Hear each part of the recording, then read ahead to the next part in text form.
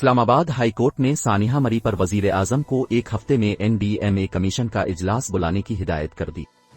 سانحہ مری پر تحقیقات اور ذمہ داروں کے خلاف کارروائی کی درخواست پر سماعت اسلام آباد ہائی کورٹ کے چیف جسٹس اطہر من اللہ نے کی۔ دوران سماعت چیف جسٹس نے ممبر NDMA سے استفسار کیا کہ مری ضلع راولپنڈی کے لیے اپنے کیا پلان بنایا تھا۔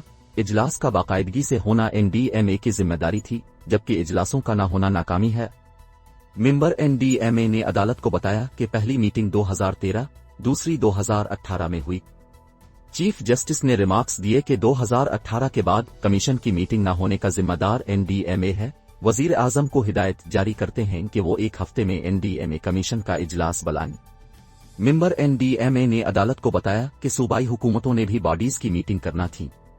ممبر NDMA کے رویے پر چیف جسٹس نے برہمی کا اظہار کرتے ہوئے کہا کہ دوسروں پر ذمہ داری نہ ڈالیں، جو بھی آتا ہے کہتا ہے قانون کو چھوڑیں۔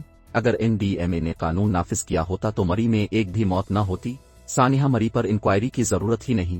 اس سانحے پر انگلی NDMA پر جا کر ٹھہرتی ہے۔ اپنے ادارہ بنایا ہی اس لیے تھا کہ قانون نافذ کریں گے، اب صوبوں پر ذمہ داری نہیں ڈال سکتے۔ اس سے قبل عدالت نے سانحہ مری کی تحقیقات اور ذمہ داران کے خلاف کارروائی کرنے کی درخواست پر سماعت کرتے ہوئے NDMA حکام کو فوری عدالت طلب کیا تھا۔ وقفے کے بعد ممبر NDMA عدالت میں پیش ہوئے تھے۔ واضح رہے کہ گزشتہ جمعہ اور ہفتہ کی درمیانی شب مری میں طوفانی برفباری اور راستوں کی بندش کے باعث سیاحوں کی ہزاروں گاڑیاں مری اور گلیات میں پھنس گئی تھیں، جس میں ہزاروں سیاح کئی گھنٹے تک محصور رہے اور اس دوران 22 سیاح گاڑیوں میں ہی انتقال کر گئے۔